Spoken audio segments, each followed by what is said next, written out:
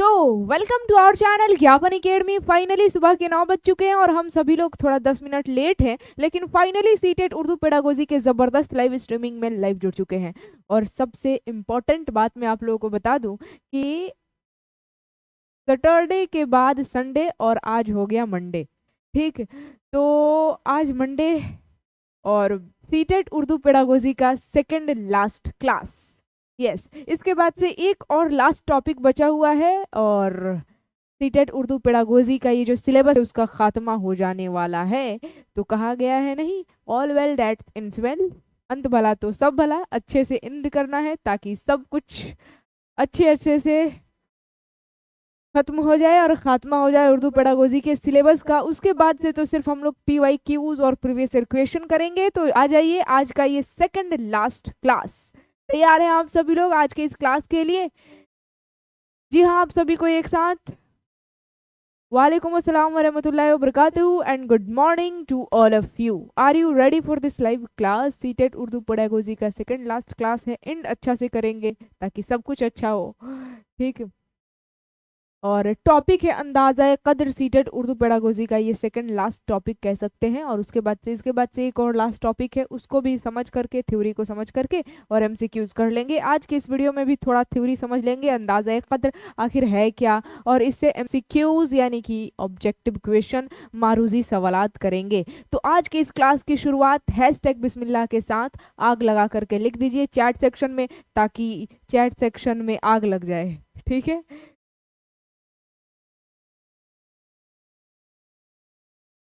Urdu pedagogy खत्म होने वाला है, बिल्कुल खत्म होने वाला है। अब एक लास्ट टॉपिक बचा हुआ है, नेक्स्ट क्लास में उसको भी कवर कर लेंगे। यानी कि इसका जो नेक्स्ट क्लास होगा, कल वाला लाइव क्लास, सुबह 9 बजे से जुड़ना बिल्कुल भी नहीं भूलना है, क्योंकि कल उर्दू पेडागोजी के थ्योरी का आखिरी क्लास होगा। अब ऐसा नहीं है कि सीटेट उर्दू का क्लास ही खत्म हो जाएगा, नहीं, ऐसा बात नहीं है।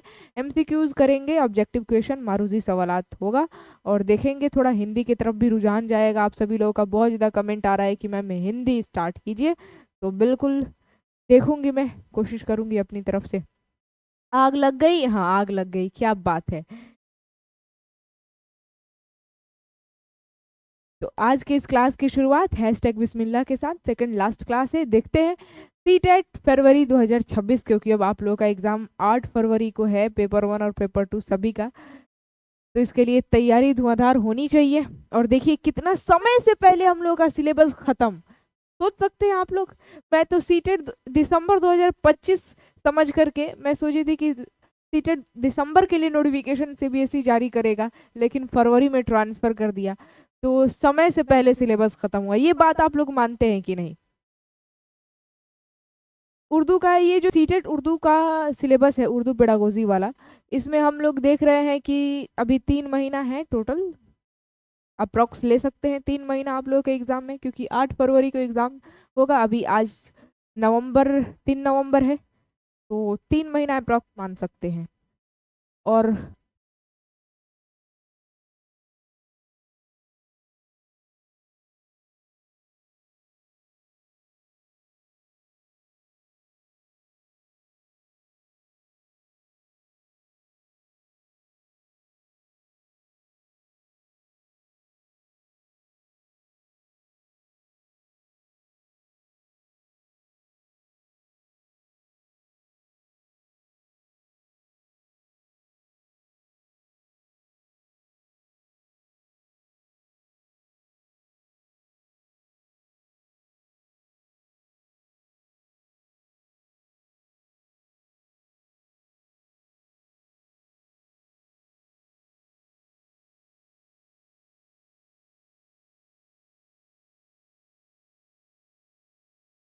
चलिए, अब आवाज आ रही है ना? Hello hello hello hello hello. ठीक, तो चलिए आज स्टार्ट करते हैं आज का ये क्लास। 30 में 30 पूरा लाना, एक भी क्वेश्चन गलत नहीं होना चाहिए। और बाकी जो इक्तबास से, इबारत से सवाल पूछा जाता है, यानी कि 15 क्वेश्चन जो लैंग्वेज कंप्रेशन से होता है, उससे भी हम लोग क्वेश्चन करेंगे। लेकिन पहले सिलेबस खत्म हो जाए उर्दू पेडागोजी वाला, क्योंकि ये भी 15 नंबर मायने रखता है। ठीक, तो अंदाज़ा कद्र ये टॉपिक बड़ा इंपॉर्टेंट है, और ख़ास तौर से सीटेट उर्दू पेडागोजी के अंदर। देखिए है क्या, अंदाज़ा कद्र को इंग्लिश में कहा जाता है इवैल्यूएशन, और इसको हिंदी में कहेंगे मूल्यांकन। इसको हिंदी में क्या कहेंगे? मूल्यांकन। बच्चे का विकास हुआ कि नहीं, बच्चे का डेवलपमेंट कहाँ तक हुआ है, फिजिकली, मेंटली, सोशली, इमोशनली, सभी तरह से वो डेवलप है कि नहीं, इसी की जांच करना ही क्या कहलाता है? मूल्यांकन करना ही क्या कहलाता है? अंदाज़ा कद्र कहलाता है। यानी कि अंदाज़ा कद्र इवैल्यूएशन के जरिए पता चल रहा है कि बच्चे की हमजहत नशोनुमा हुई कि नहीं, ठीक है, यानी कि होलिस्टिक डेवलपमेंट हुआ कि नहीं, सर्वांगीण विकास, ठीक है। सभी तरीके से एक तरह से ये क्या है? जांच ही है, लेकिन इसको आप इम्तिहान, इम्तिहान तो जस्ट एक पार्ट है, पैमाइश हो गया, इम्तिहान जो आप लेते हैं वो अंदाज़ा कद्र का एक पार्ट है, एक अंग है। आप अंदाज़ा कद्र को इम्तिहान एग्जाम नहीं कहेंगे, वो एक अंग है, एक पार्ट है। अंदाज़ा कद्र मतलब सर्वांगीण रूप से जांच करना कि बच्चे का विकास हुआ है कि नहीं, ठीक है, हर चीज में फिट है कि नहीं, हर तरफ से वो डेवलप है कि नहीं, emotionally, physically, socially, mentally, emotionally, सभी तरह से उसका विकास हुआ है कि नहीं, नशोनुमा हुई है कि नहीं, इसकी जांच करता है। और उसी को क्या कहते हैं? अंदाज़ा कद्र, यानी कि मूल्यांकन, और इंग्लिश में क्या कहेंगे? इवैल्यूएशन। यानी कि ये बच्चे की हमजहत नशोनुमा की जांच करता है, होलिस्टिक डेवलपमेंट की, बच्चा का विकास हुआ है कि नहीं। अब देखिए यहाँ पर क्या लिखा गया है, यह एक मुसलसल अमल है, यानी कि ये कंटिन्यूअस चलने वाला काम है, क्रिया है, क्योंकि आप बच्चे की जांच नहीं करेंगे तो पता कैसे चलेगा कि बच्चे का विकास हुआ है कि नहीं, बच्चे कहाँ पर उनका विकास रुक गया है, किस तरीके से आपको पढ़ाना है। आप पूछेंगे बच्चों से कि बच्चों बताओ समझ में आया, या फिर सवाल करेंगे और सवाल का जवाब बच्चा नहीं बता पा रहा है, तो आपको लगेगा कि ना, लगेगा है ना कि हाँ बच्चे को समझ में नहीं आया है, ठीक। तो अब ये जो अंदाज़े कद्र है ना, ये मुसलसल चलने वाला अमल है, ये कंटिन्यूअस, हम लोग हर पल पल में बच्चे की जांच करते हैं, बच्चा सीखा है कि नहीं, समझा है कि नहीं, बच्चे की किस तरह से विकास किया जाए, इसकी जांच ही करना, यानी कि वैल्यूएशन आप कर रहे हैं। जूम कर दूं? चलिए थोड़ा सा जूम कर देती हूँ।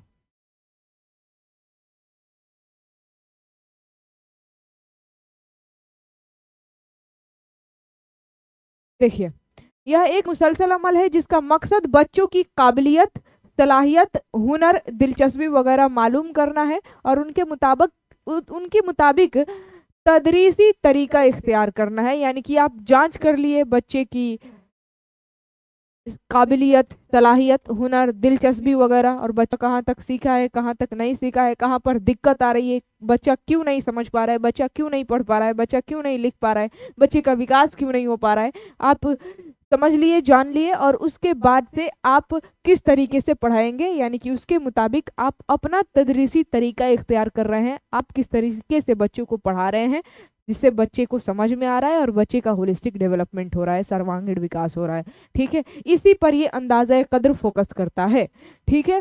अंदाज़ा कद्र तदरीसी आमोजिशी अमल का एक अहम और लाजमी हिस्सा है। ये इम्पोर्टेंट वर्ड है, लफ्ज़, एक अहम यानी कि महत्वपूर्ण, और लाजमी यानी कि अनिवार्य।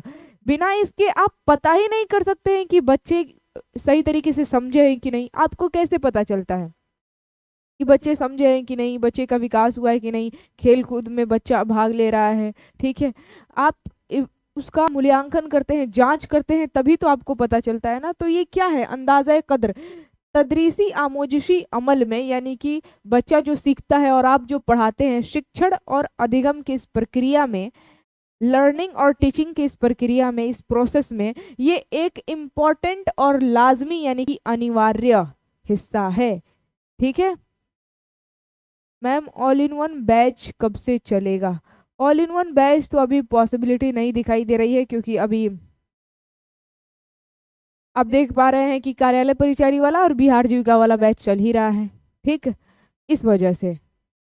अब देखिए, अंदाजा कद्र की तीन किस्में होती है, यानी कि मूल्यांकन जो करेंगे इसको तीन भागों में बांटेंगे, तीन किस्में यानी कि तीन प्रकार, मूल्यांकन करने के तीन प्रकार हैं।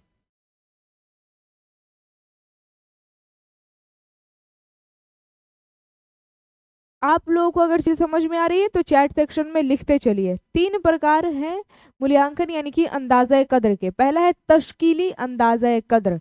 तश्कीली अंदाजा कद्र को ना हिंदी में कहते हैं रचनात्मक मूल्यांकन। अगर इंग्लिश में बात करेंगे तो फॉर्मेटिव असेसमेंट भी लिख सकते हैं, नहीं तो टेस्ट भी लगा सकते हैं, क्योंकि एक तरह से ये जांच ही है, तो लास्ट में टेस्ट लगा दीजिए, नहीं तो इवैल्यूएशन भी लगा सकते हैं। इवैल्यूएशन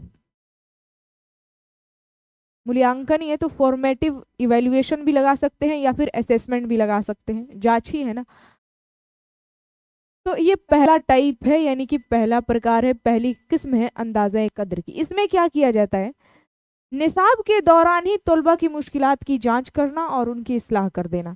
यानी कि आप पढ़ा रहे हैं और उसी वक्त बच्चों से सवाल पूछ रहे हैं, जांच कर ले रहे हैं कि बच्चे को चीज़ें समझ में आई हैं कि नहीं, और उसी वक्त अगर बच्चा सही बता रहा है यानी कि बच्चे को चीज़ें समझ में आ गई हैं, और अगर गलत आंसर बता रहा है या फिर नहीं बता पा रहा है बच्चा, यानी कि बच्चे को चीज़ें समझ में नहीं आई हैं, तो आप वहाँ पर इस्लाह करेंगे, उसे बताएंगे, समझाएंगे फिर से। ठीक है, तो इसी को क्या कहेंगे, तश्कीली अंदाज़े कद्र। यानी कि पढ़ाने के दौरान ही आप क्या किए, बच्चे से सवाल पूछे, बच्चे की जांच किए, और फिर उस हिसाब से आप तदरीसी तरीका इख्तियार किए, पढ़ाने का तरीका इख्तियार किए। ठीक है, तो इसे क्या कहेंगे, तश्कीली अंदाज़े कद्र यानी कि रचनात्मक कौशल। ठीक है,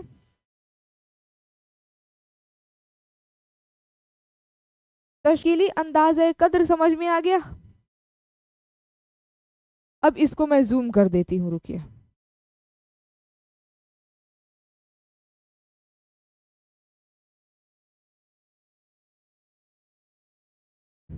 अब ठीक है, बड़ा बड़ा अब दिख रहा होगा।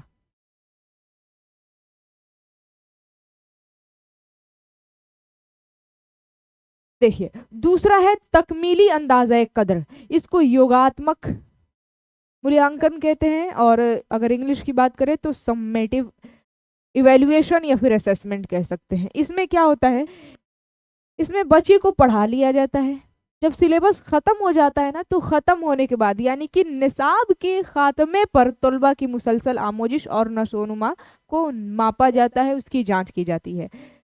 यहाँ पर तश्कीली में क्या हो रहा था, तश्कीली अंदाजा कद्र में आप पढ़ाने के दौरान ही बच्चे की जांच कर ले रहे थे, तो वो हो गया तश्कीली। लेकिन आप पढ़ाएं, बच्चे का सिलेबस खत्म हो गया और उसके बाद से अगर आप जांच कर रहे हैं, मूल्यांकन कर रहे हैं, तो वो कहलाएगा तकमीली अंदाजा कद्र।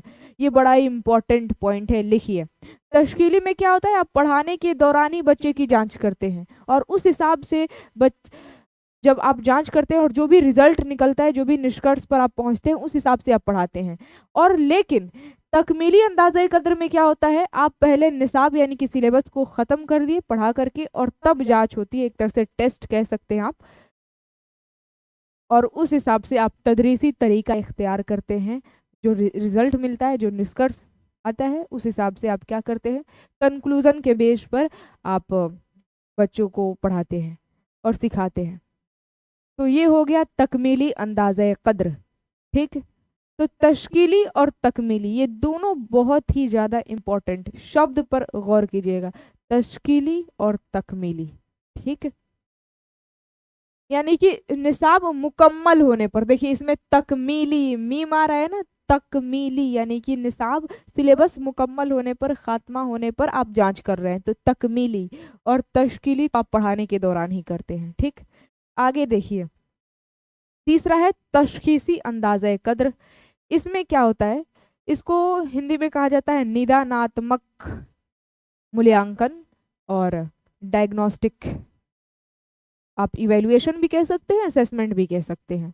इसमें बच्चों की मुश्किलात की वजह मालूम की जाती है, यानी कि ये एक ऐसा मूल्यांकन है जिसमें जांच की जाती है कि बच्चा अगर पीछे रह गया तो उसके पीछे की क्या वजह है, यानी कि बच्चा चीज़ों को समझ क्यों नहीं पा रहा है, बच्चा बाकी सभी बच्चों से क्यों पीछे रह गया है, वजह। यहाँ पर क्या है, वजह, कारण पता किया जाता है, उसे कहते हैं तशखीसी अंदाज़ा कद्र।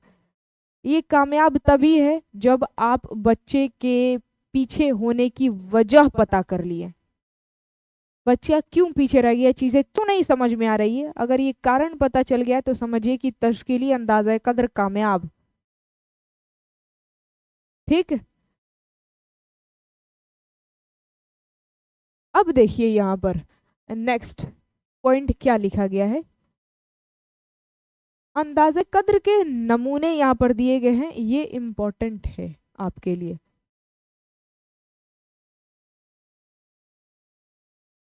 और वो नमूने कितने हैं, तो 4। पहला है आमोजिश का अंदाजा कद्र, यानी कि अधिगम का मूल्यांकन अगर कहें इंग्लिश में तो असेसमेंट ऑफ लर्निंग। लर्निंग यानी कि बच्चा लर्निंग किया, सीखा।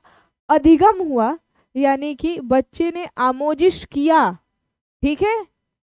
और आमोजिश का आप अंदाजा कद्र यानी कि मूल्यांकन जांच कर रहे हैं, यानी कि पढ़ा लेने के बाद। और बताइए पढ़ा लेने के बाद किसमें जांच होती है, कौन से अंदाज में? पढ़ा लेने के बाद जब सिलेबस खत्म हो जाता है तब जांच होती है तकमीली अंदाजा कद्र में। यानी कि एक तरह से आप कहेंगे कि अंदाजा कद्र का ये जो पहला नमूना है ना, ये जुड़ा हुआ है किससे? तकमीली अंदाजा कद्र से, ठीक है। यानी कि आमोजिश का अंदाजा कद्र यानी कि आप बच्चे को पढ़ा दिए, बच्चे ने सीखा, अधिगम हुआ, और उसके बाद से आप जांच कर रहे हैं, तो यहाँ पर आमोजिश का अंदाजा कद्र हो रहा है, उसका मूल्यांकन। आमोजिश बच्चा कर लिया और उसके बाद से आप मूल्यांकन कर रहे हैं, तो आमोजिश का मूल्यांकन कहलाएगा। तो ये एक तरह से तकमीली अंदाजा कद्र है। लेकिन आमोजिश के लिए अंदाजा कद्र भी होता है, यानी कि आप कभी कभी जांच करते हैं आमोजिश के लिए, यानी कि बच्चों की जांच करते हैं ताकि आप और बेहतर तरीके से पढ़ा सके। तो आप यहाँ पर आमोजिश का नहीं, आमोजिश के लिए अंदाजा कद्र कर रहे हैं। ये जो वर्ड है ना, वर्ड पकड़ने की कोशिश कीजिएगा, क्योंकि सारा खेल लफ्ज के मानी पर ही डिपेंड करता है, और खासतौर से सीटेट में, ठीक। देखिए आमोजिश का, यहाँ पर बच्चा सीखा, आमोजिश किया, तो उसका अगर आप जांच कर रहे हैं, मूल्यांकन कर रहे हैं, तो वो हो जाएगा आमोजिश का अंदाजा कद्र। लेकिन आप फिर आगे कैसे पढ़ाएंगे, बच्चों की आमोजिश कैसे करेंगे, इस इसके लिए आप बच्चों की अगर आप जांच करते हैं, तो आप जो जांच कर रहे हैं वो किस लिए कर रहे हैं, मूल्यांकन कर रहे हैं, तो किस लिए? ताकि आप आगे कैसे पढ़ाएं बच्चों को। तो अब यहाँ पर आमोजिश के लिए अंदाजा कद्र, या फिर कहीं कहीं आप देखे होंगे, कहीं कहीं क्या, लगभग हर प्राइवेट स्कूल में होता है, बच्चे का जब एडमिशन होता है ना, टेस्ट लिया जाता है, तो वहां पर क्या है, पढ़ाने के लिए यानी कि आमोजिश के लिए यानी कि सिखाने के लिए क्या किया जा रहा है, टेस्ट लिया जा रहा है, जांच की जा रही है, तो वो भी क्या हो जाएगा, आमोजिश के लिए अंदाजा कद्र, ठीक है। या फिर आप कह सकते हैं एंट्रेंस टेस्ट होता है, एंट्रेंस एग्जाम डीएलएड का, वो भी एक तरह से इसी में आ जाएगा, क्योंकि आप एंट्रेंस एग्जाम क्यों देते हैं, ताकि डीएलएड में एडमिशन ले सके, आप पढ़ाई कर सके, आमोजिश कर सके, तो उसके लिए आपने एंट्रेंस दिया, आपका टेस्ट हुआ, आपकी जांच हुई, तो वो भी क्या हो जाएगा, वो आमोजिश के लिए अंदाजा कद्र हो जाएगा, यानी कि अधिगम के लिए मूल्यांकन, असेसमेंट फॉर लर्निंग, किसके लिए, तो लर्निंग के लिए आपने टेस्ट दिया, आपकी जांच हुई, ठीक है। तो ये क्या कहलाएगा, आमोजिश के लिए अंदाजा कद्र। और बताइए, ये एक तरह से अगर अंदाजा कद्र की बात करें तो ये तश्कीली में चला जाता है, क्योंकि तश्कीली में क्या करते हैं, बच्चों को टीचर पढ़ाता है, उस्ताद पढ़ाएगा, और उसके बाद से जांच करेगा कि बच्चे को चीज़ें समझ में आई कि नहीं। और जब जांच करेगा तो उसे पता चलेगा कि बच्चे को या तो चीज़ें समझ में आई है, नहीं तो डाउट है कहीं, तो उसको ठीक करेगा। यानी कि वो जो जांच करेगा उसके हिसाब से अपना तदरीसी तरीका इख्तियार करेगा, उसे पता चलेगा कि हाँ हमें कैसे पढ़ाना है। तो एक तरह से वो तश्कीली अंदाजा कद्र हुआ ना, यानी कि अंदाजा आमोजिश के लिए अंदाजा कद्र ये किसके बराबर है, तो तश्कीली के। तो आपसे पूछेगा आमोजिश का अंदाजा कद्र किसके बराबर है, तो वो है तकमीली, लेकिन आमोजिश के लिए अंदाजा कद्र ये तश्कीली। एक तरह से ये निर्भर करता है, डिपेंड करता है, मुनहसिर है किस पर, तो आमोजिश का अंदाजा कद्र तकमीली पर, और आमोजिश के लिए अंदाजा कद्र ये तश्कीली पर। देखिए यहाँ पर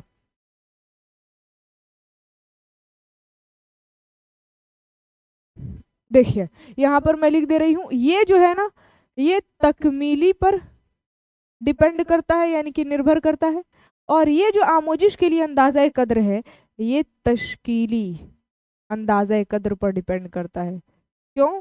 क्योंकि तश्कीली में क्या करते हैं, तश्कीली अंदाज़े कद्र में पढ़ाने के दौरान ही बच्चों की जांच कर ली जाती है, बच्चा कहाँ तक सीखा है और उस हिसाब से पढ़ाया जाता है। तो एक तरह से ये भी आमोजिश के लिए अंदाज़ा कद्र हो गया ना, यानी कि आप आगे पढ़ाने के लिए बच्चों का मूल्यांकन कर लिए, जांच कर लिए, तो तश्कीली अंदाज़ा कद्र। याद रखिएगा, ये पॉइंट बड़ा ही इंपॉर्टेंट है, क्वेश्चन अभी मैं कराऊंगी MCQs, तो आप लोगों को पता चलेगा कैसे सवाल पूछे जाते हैं। तीसरा है अंदाज़ा कद्र बतौर आमोजिश, यानी कि अधिगम के रूप में मूल्यांकन। असेसमेंट एज लर्निंग, यानी कि बच्चा पढ़ रहा है, अधिगम उसका होता है यानी कि सीखता है बच्चा। और जब आप एज ए टीचर होमवर्क देते हैं तो पता है बच्चा क्या करता है, घर पर जा कर के याद करता है, और याद करेगा और खुद से जो है ना जांच करेगा कि हमें याद हुआ है कि नहीं। तो देखते हैं, हम लोग भी बचपन में याद करते थे, परिभाषा लंबा चौड़ा टीचर हम लोगों को दे देते थे, तो याद करते थे, याद नहीं होता था फिर भी याद करते थे, और फिर याद करते थे और ढक लेते थे ऐसे हाथ से, यस, और परिभाषा याद करते थे, फिर कहीं भूलते थे या फिर मुंह से बोलते थे तो ऐसा लगता था कि हम लोग गलत पढ़ दिए, तो फिर ऐसे करके देखते थे कहीं गलत तो नहीं हम बोल दिए, है ना।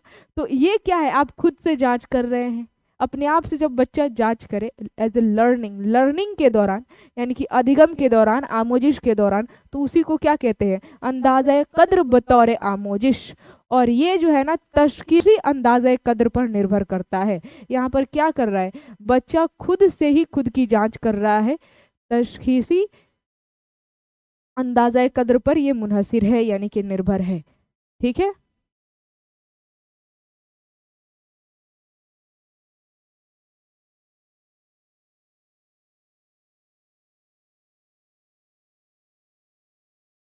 हेलो,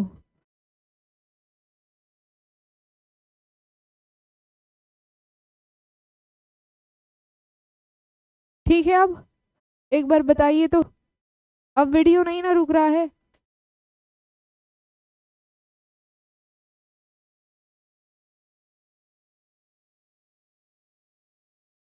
हम्म। हम्म। ठीक है, फाइनली फिर भी रुक रहा है।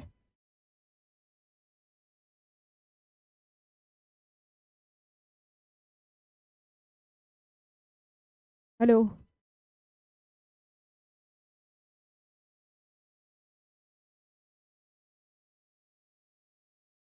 अब ठीक है?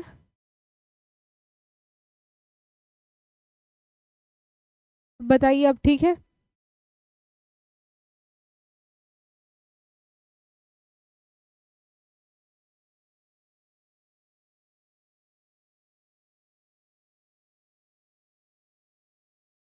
हेलो,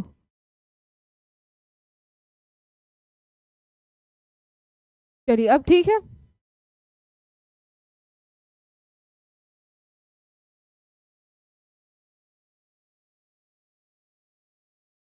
अब ठीक है ना? एक बार बताइए।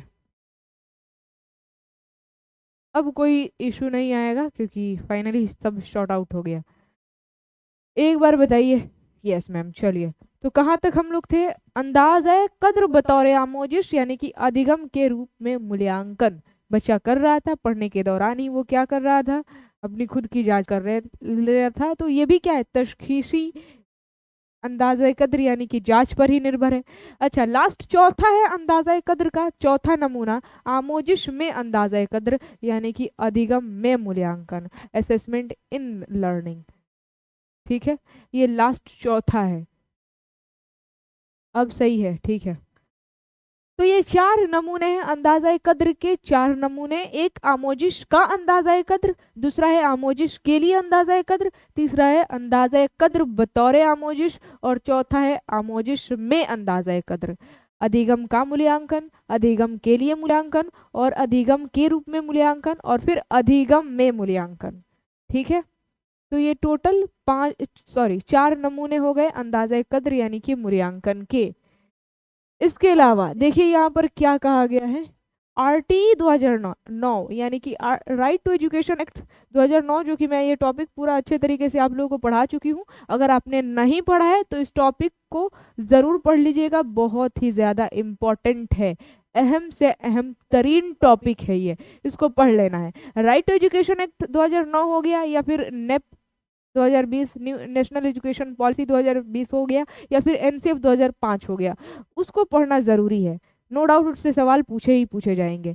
तो यहाँ पर देखिए लिखा गया है RTE 2009 के मुताबिक जामे और मुसलसल अंदाज़ा कद्र यानी कि continuous and comprehensive evaluation, Hindi में कहेंगे सतत एवं व्यापक मूल्यांकन, नाम ही में है सतत यानी कि कंटिन्यूअस और व्यापक मूल्यांकन, कम्प्रिहेंसिव इवेल्युएशन, पर हर बच्चे की इब्तदाई तालीम मुकम्मल होने तक लागू किया जाए। यानी कि RTE 2009 के मुताबिक ये कहा गया है कि सतत एवं व्यापक मूल्यांकन यानी कि जो इवेल्युएशन है, मूल्यांकन, इसको कब तक लागू किया जाए, तो हर बच्चे के इब्तदाई तालीम मुकम्मल होने तक, यानी कि जब तक बच्चा अपनी प्रारंभिक शिक्षा प्राप्त नहीं कर लेता है तब तक ये जो मूल्यांकन है ये लागू किया जाए, ताकि बच्चे का सर्वांगीण विकास हो सके, होलिस्टिक डेवलपमेंट, हम जहत नसोनुमा हो सके। ठीक है, तो ये पॉइंट इंपॉर्टेंट है। RTE 2009 क्या कहता है कि हर बच्चे के इब्तदाई तालीम मुकम्मल होने तक, यानी कि प्रारंभिक शिक्षा जो है ना कंप्लीट होने तक, ये जो मुसलसल जामे और मुसलसल अंदाज़ा कद्र है इसको लागू किया जाना चाहिए। ठीक है, कौन सा एक्ट कहता है, तो RTE एक्ट 2009 कहता है। यहाँ पर एक और बात कही गई है, अंदाज़ा कद्र में एक अंदाज़ा कद्र और होता है, मुआलजाती तदरीस या फिर मुआलजाती अंदाजा कद्र भी कह सकते हैं, रिमेडियल टीचिंग या फिर उपचारात्मक शिक्षण। वही बातें यहाँ पर निदानात्मक था ना, डायग्नोस्टिक तशखीसी जांच यहाँ पर था, इसको निदानात्मक कहते हैं, तशखीसी अंदाजा कद्र को इसी से मिला जुला हुआ है, ज्यादा डिफरेंशिएशन नहीं पाया जाता है। ये मुआलजाती तदरीस यानी कि रिमेडियल टीचिंग, उपचारात्मक, बस इसका नाम क्या है, उपचारात्मक, और उसका नाम है निदानात्मक।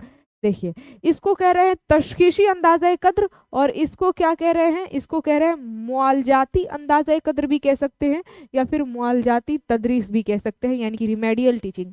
ये भी बच्चे क्यों पीछे रह गए, बच्चे को चीज़ें समझ में क्यों नहीं आ रही है, इसके वजह को मालूम करता है, यानी कि ये भी कारण पता करता है कि क्या कारण है, क्या वजह है, कौन से वो वजूहात हैं जिसकी वजह से बच्चे चीज़ें को नहीं समझ पा रहे हैं और बच्चे का विकास नहीं हो पा रहा है।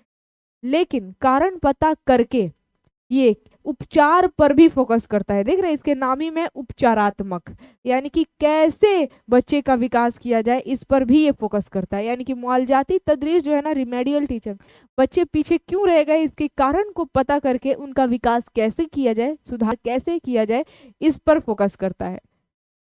ये होता है मुआलजाती तदरीस। और इसमें कहा गया है कि मुआलजाती तदरीस कैसे की जानी चाहिए, तो जितना ज़्यादा हो सके आप जो है ना टीम वर्क बच्चे को दीजिए, बच्चा टीम में काम करेगा, बच्चे एक दूसरे से सहायता से भी सीखते हैं।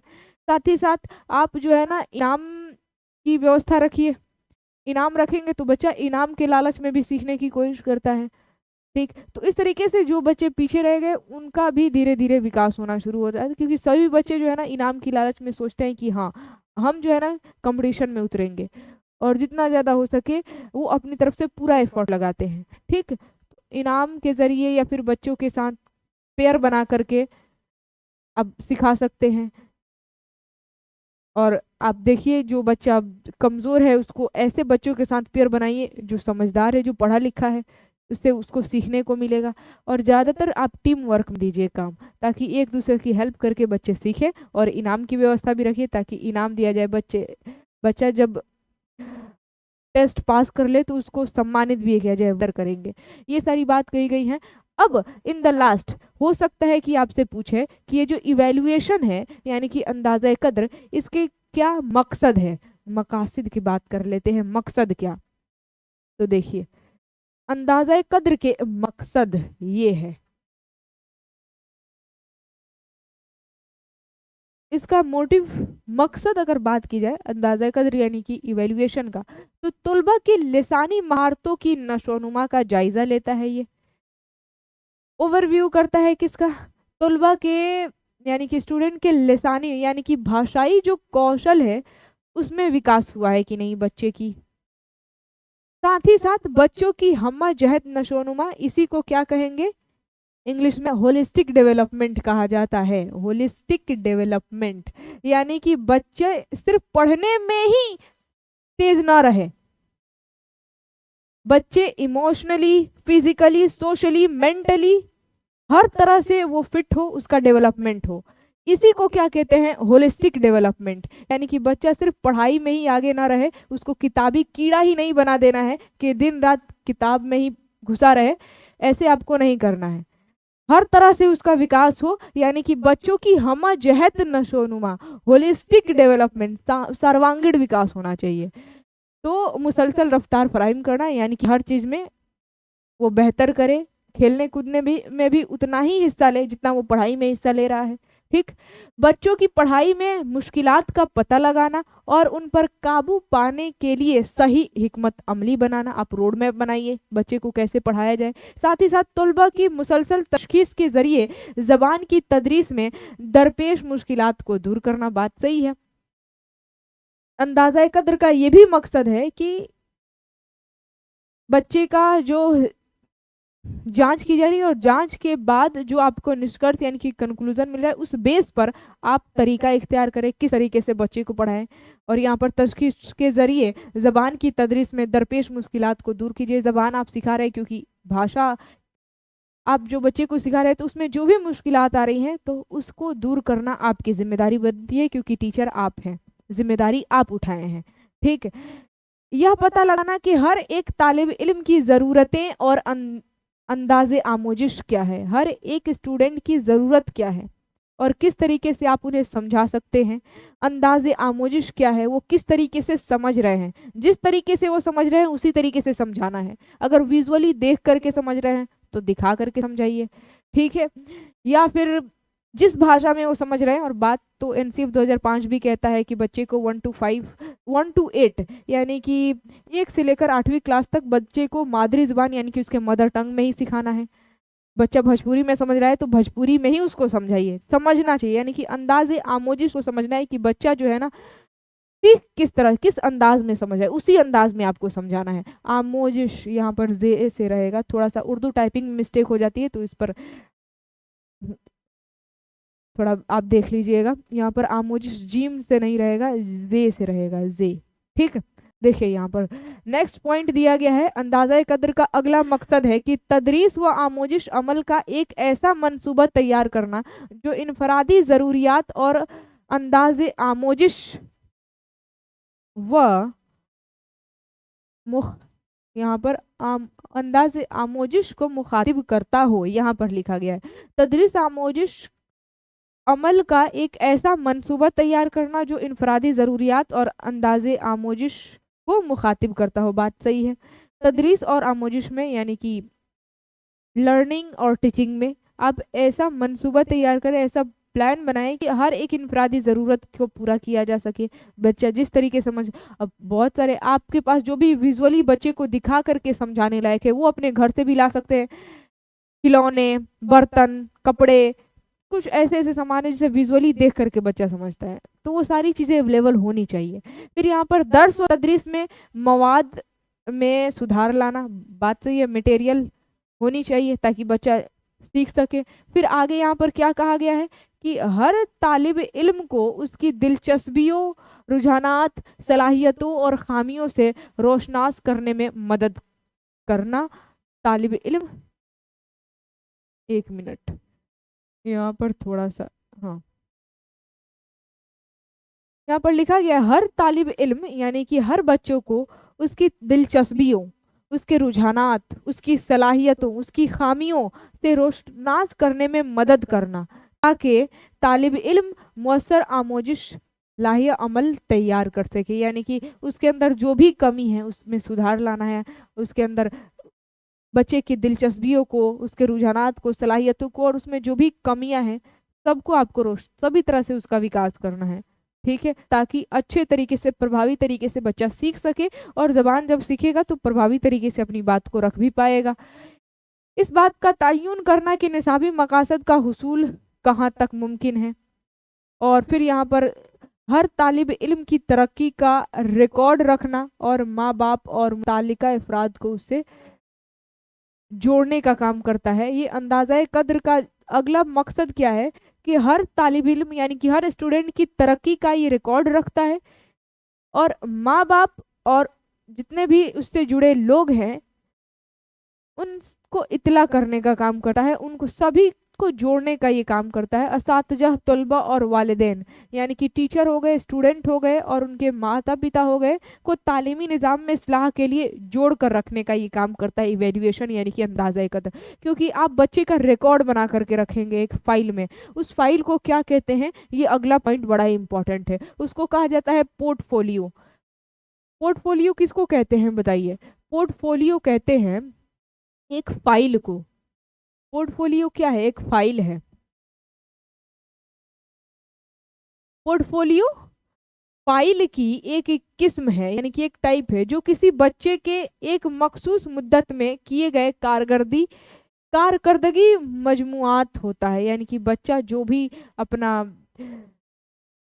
आपने जो भी जांच किया और बच्चा जो भी एक्टिविटी में अपना रोल प्ले किया, जो भी गतिविधि किया बच्चा, उस हिसाब से जो भी निष्कर्ष निकला, बच्चे की विकास, बच्चे की नशोनुमा कहाँ तक हुई है, आप उसमें नोट करते हैं। ये एक तरह से फाइल है जिसमें आप बच्चों के विकास के बारे में बच्चों के बारे में सब कुछ नोट करते हैं कि बच्चे में क्या कमी है और कहाँ तक उसका विकास हुआ है, और जो भी जो जो आप टेस्ट लिए हैं उसमें वो भाग लिया है तो उसका कितना नंबर आया है, ठीक है, कौन कौन सी एक्टिविटी करवाए हैं तो उसका क्या रोल रहा है उसमें, ये सब कुछ आप उसमें लिखते हैं। वही फाइल क्या है? पोर्टफोलियो कहलाता है।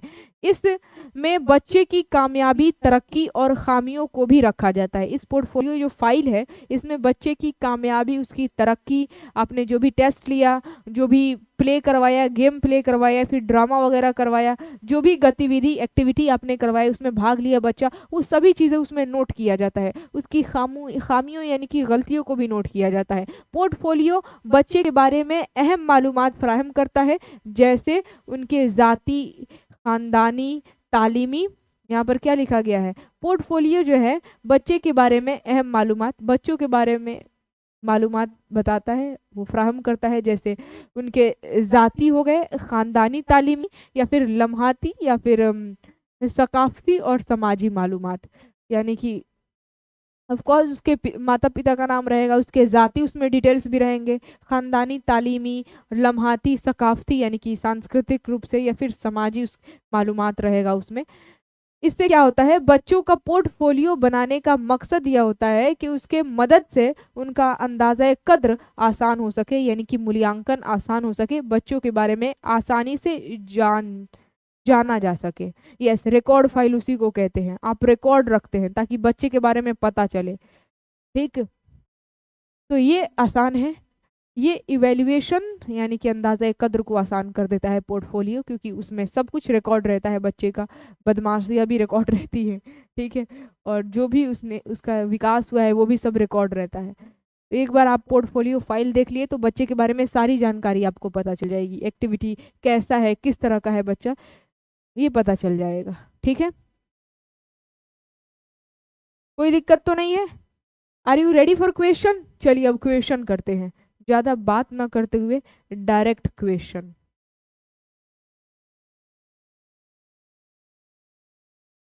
Are you ready?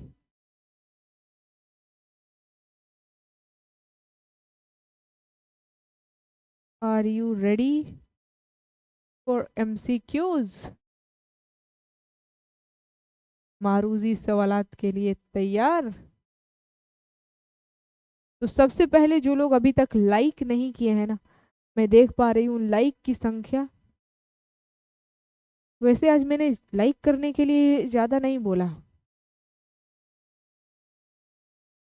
मैं बोली थी, आई थिंक, जो भी बोली हूँ या फिर नहीं बोली हूँ, आप लोग वीडियो को लाइक ज़रूर कर दीजिएगा, ठीक है। चलिए अब क्वेश्चन करते हैं।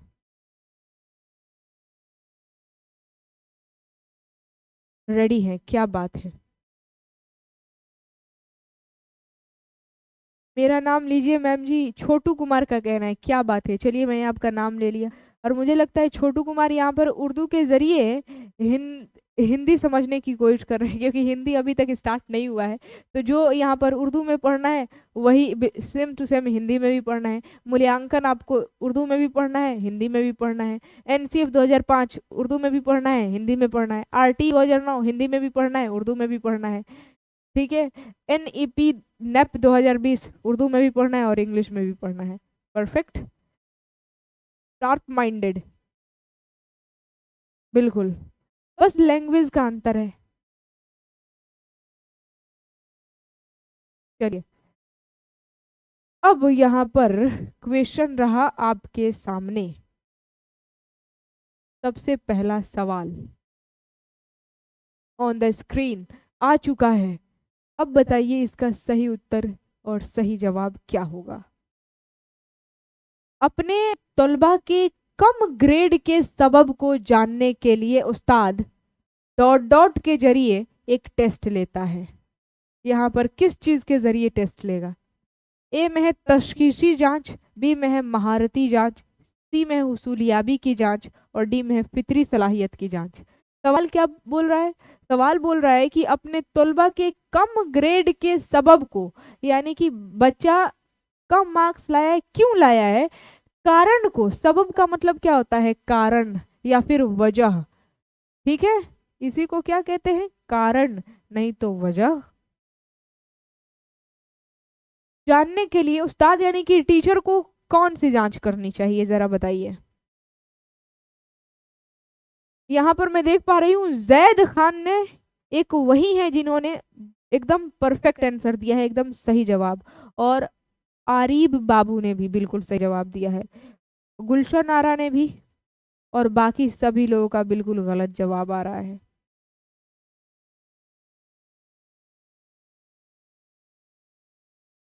ऑप्शन नंबर ए, क्या बात है। तशखीसी जांच, इसी को क्या कहते हैं? निदानात्मक मूल्यांकन। क्या कहते हैं? निदानात्मक मूल्यांकन, डायग्नोस्टिक असेसमेंट या फिर इवैल्यूएशन। अभी मैंने आप लोगों को तशखीसी हो गया और एक मुआलजाती हो गया, दोनों सेम सेम ही है। तशखीसी किस पर, ये जांच जो है ना, किसके लिए है? किस चीज की जांच के लिए? कि बच्चा पीछे क्यों रह गया, क्यों, कारण क्या है, वजह क्या है, बच्चा समझ क्यों नहीं पाया, बच्चे को कम नंबर क्यों मिला, बच्चे को चीजें समझ में क्यों नहीं आई, बच्चे पीछे क्यों रह गए, कारण यानी कि सबब। सबब अगर आप पता करना चाहते हैं तो जांच करेंगे, क्या? तशखीसी जांच। तो ऑप्शन नंबर ए परफेक्ट। चलिए आगे बढ़ते हैं। जबान के अंदाज़े कद्र का खास मकसद होता है, यानी कि जबान भाषा की बोल रहा है, सिर्फ अंदाज़ा कद्र नहीं बोल रहा है, जबान भी लिखा है। बोल रहा है कि जबान के अंदाज़ा कद्र का खास मकसद क्या है? ए में है आमुजगार की हुसूलियाबियों की जांच, बी में है क्लास में आमुजगारों के रैंक की जांच, सी में है मजमुई या कली हुसूल या हुसूलियाबियों, अलग लिख दिया है, हुसूलियाबियों की जांच, और डी में आमोजगारों की जुबान की महारत की जांच। बताइए क्या होगा? इसका सही आंसर आना चाहिए।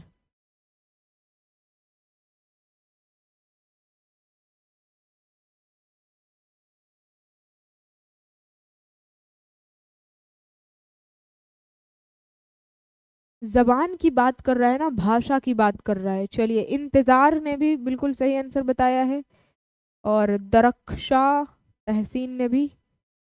वाओ।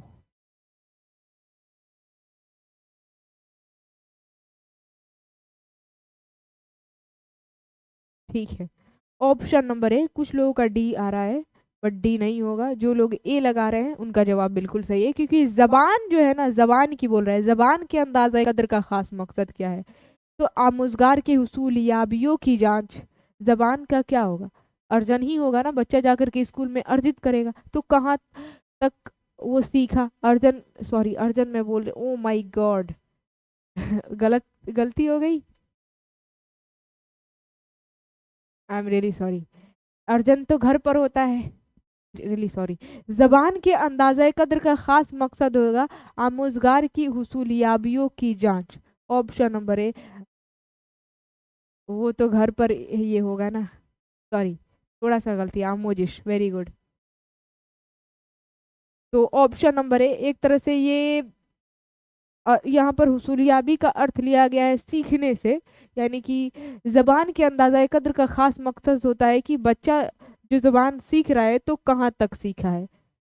जबान का अंदाजा कद्र मूल्यांकन कर रहे हैं तो आप यही ना मूल्यांकन करेंगे कि बच्चे जबान कहाँ तक सीखा है, भाषा कितना सीखा है। आमोजगार के उसूलियाबियों की ही तो जांच करेंगे। मान लीजिए बच्चा घर से ही सीख करके आया है, जबान का उसूल ही हुआ है, तो वो भी एक तरह से जांचिए बच्चा कितना सीखा है, ग्रामर का कितना गलती हो रहा है, ये सारी चीजें। तो ऑप्शन नंबर ए, वेरी गुड। ठीक है, डी कैसे आप लोग लगा रहे थे? आमुजगार के जबान की महारत, कौशल की जांच। थोड़ा सा का डिफरेंशिएशन है, बट यहाँ पर जबान के अंदाजा कद्र की बात कर रहा है, तो मूल्यांकन का मतलब ये नहीं कि सिर्फ आप महारत की ही जांच करेंगे, नहीं, बच्चा भाषा सीखा कितना है इसकी जांच करते हैं। नेक्स्ट क्वेश्चन, मुस्तनद मतन होता है, बताइए। मुस्तनद मतन, वर्ड अच्छा है।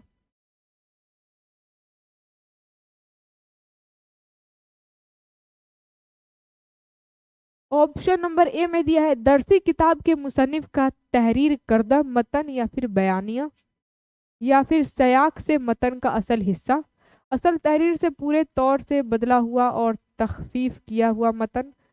अगर बदला हुआ बात करें ना, यानी कि जो चैप्टर दिया गया है असल तहरीर से पूरे तौर पर बदल दिया गया है, जो लिखा है राइटर अपना, जो भी चाहे वो कहानी लिखा हो, निबंध, जो चैप्टर है उसी को क्या कहेंगे, मतन कहेंगे। यहाँ पर मतन उसी को कहा गया है। तो अगर राइटर कुछ भी लिखा है तो अगर उसको बदल दिया जाएगा तो वो मुस्तनद नहीं कहलाएगा। मुस्तनद का मतलब होता है रियल, प्रमाणित। ठीक है, तो मुस्तनद मतन उसको कहते हैं जो सियाक से मतन का रियल वाला, असल वाला हिस्सा हो, उसी को क्या कहेंगे, मुस्तनद, प्रमाणित। Option number A will, sorry option number B हो जाएगा बिल्कुल सही जवाब। ठीक है, नुरैशा बिल्कुल सही बता रही थी, बी। इस्तिखार भी बी बता रहे थे, परफेक्ट। नजमुल हक भी बी, वेरी गुड। जो लोग यहाँ पर बी बता रहे थे आपका जवाब बिल्कुल सही है। मैम जी मेरा नाम तबस्सुम है, गलत आईडी हो गया है। अच्छा, चलिए कोई बात नहीं। तो option number B will be the absolutely right answer. मुस्तनद का मतलब होता है प्रमाणित और मतन। तो आप मुस्तनद मतन किसे कहेंगे, जो रियल है, असल हिस्सा, सियाक से मतन का आप असल हिस्सा निकाल लिए, उसी को मुस्तनद कहेंगे। ठीक है, फिर उस्ताद मुख्तलिफ मौके पर आमोजगारों की आमोजिश और कारकर्दगी के नमूनों को जमा करता है। सुनिएगा, सवाल बड़ा ही इम्पोर्टेंट है, एकदम बढ़िया सवाल, अच्छे से इसका जवाब बताइएगा। सवाल है कि उस्ताद यानी कि टीचर मुख्तलिफ यानी कि अलग अलग मौके पर, यानी कि अलग अलग अवसरों पर आमोजगारों की यानी कि सीखने वालों की आमोजिश यानी कि अधिगम और कारकर्दगी यानी कि गतिविधियों के नमूने को जमा करता है और अंदाज़ा कद्र की रिपोर्ट तैयार करने के लिए उन्हें नोट करता है। अच्छा, यानी कि आमोजगार यानी कि जो तलबा है, छात्र जो सीख रहे हैं, उनकी आमोजिश और उन्होंने जिस जिस चीज़ में हिस्सा लिया है, सारी चीज़ों के नमूनों को जमा करता है और अंदाजा कद्र की रिपोर्ट तैयार करता है। रिपोर्ट तैयार करता है, तैयार करने के लिए उन्हें नोट करता है, और अंदाजा कद्र के इस अमल को क्या कहेंगे, बताइए। लीजिए, आपके सामने चार ऑप्शन, क्या बात है। ऑप्शन नंबर ए डायरेक्ट फटाफट आप लोग बता ही दे रहे हैं, बाकी ऑप्शन की ऊपर जाने की ज़रूरत ही नहीं है। यस, बहुत बढ़िया। तकमीली होगा नहीं, जामे अंदाज़े कदर होगा नहीं, गैर रस्मी अंदाज़े कदर नहीं। पोर्टफोलियो में ही क्या किया जाता है, रिपोर्ट तैयार किया जाता है, एक ऐसा फाइल में।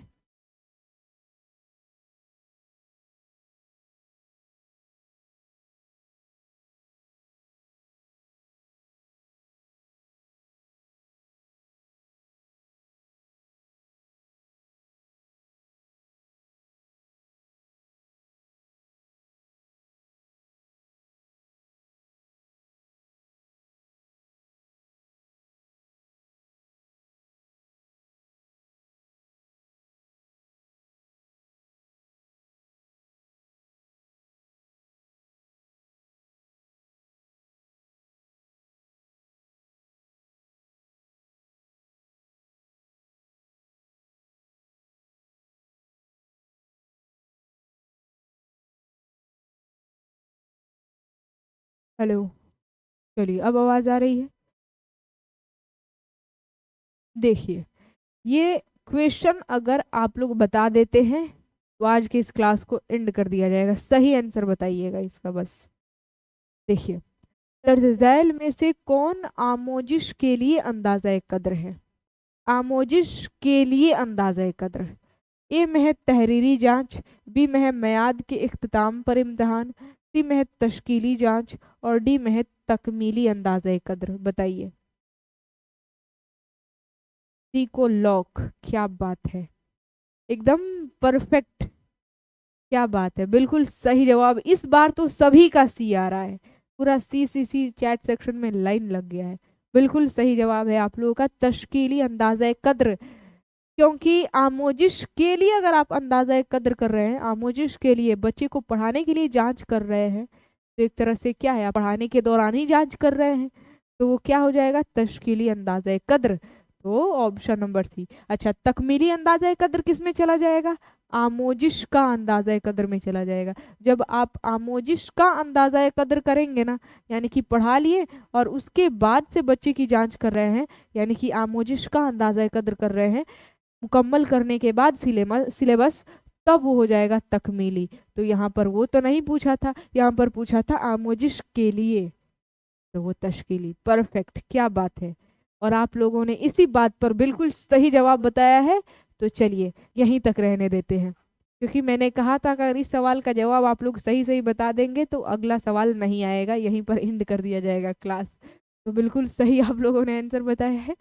फाइनली आज के इस क्लास का पीडीएफ जो है ना आपको दे दिया जाएगा ज्ञापन एकेडमी ऑफिशियल टेलीग्राम पर। जो लोग नहीं जुड़े हैं जरूर जुड़ जाए। और हाँ, आप लोग बताइए इसके पहले क्लास का पीडीएफ मिला है ना? हर एक क्लास का पीडीएफ मैं डाल दी थी कल ही, क्योंकि कल संडे था। आराम से देखे कौन कौन सी क्लास का पीडीएफ नहीं गया है। तो शायद 7-8 क्लास का पीडीएफ नहीं गया था। सारे के सारे पीडीएफ डाल दिए गए हैं टेलीग्राम पर, ले लीजिएगा, वहां से डाउनलोड कर लीजिएगा। वीडियो को लाइक शेयर वगैरह कर दीजिएगा। अपने परिवार में जो लोग नए नए आए होंगे चैनल को सब्सक्राइब करके अपने परिवार का हिस्सा बन जाएंगे। एंड कमेंट बॉक्स में ज़रूर लिख करके बताइए कि आज का ये क्लास कैसा रहा। और इसका जो नेक्स्ट क्लास होगा वो लास्ट क्लास होगा। लास्ट क्लास के लिए बिल्कुल तैयार हो जाइएगा और लाइव में जुड़ना बिल्कुल भी नहीं भूलना है, क्योंकि अंत अच्छे से करना है। अंत भला तो सब भला, all well that's ends well. तो चलिए मिलते हैं। आज का ये क्लास कैसा रहा आप सभी लोग कमेंट बॉक्स में ज़रूर लिख करके बताइएगा। आज का ये क्लास सफल रहा, जो चीज़ें आप लोगों को समझाई गई, चीज़ें समझ में आई कि नहीं आई, आई है तो भी कमेंट बॉक्स में लिखिए, समझ में नहीं आया है तो भी कमेंट बॉक्स में लिखिएगा, ठीक है? तो चलिए, हंसते रहिए, मुस्कुराते रहिए, स्वस्थ रहिए, मस्त रहिए, खुशहाल रहिए अपने ज़िंदगी में। और वीडियो को लाइक शेयर वगैरह करते रहिए। मिलेंगे हम लोग इसके नेक्स्ट क्लास में नेक्स्ट अदर टॉपिक के साथ और एक नए एनर्जी के साथ। तब तक के लिए जय हिंद और खुदा हाफिज।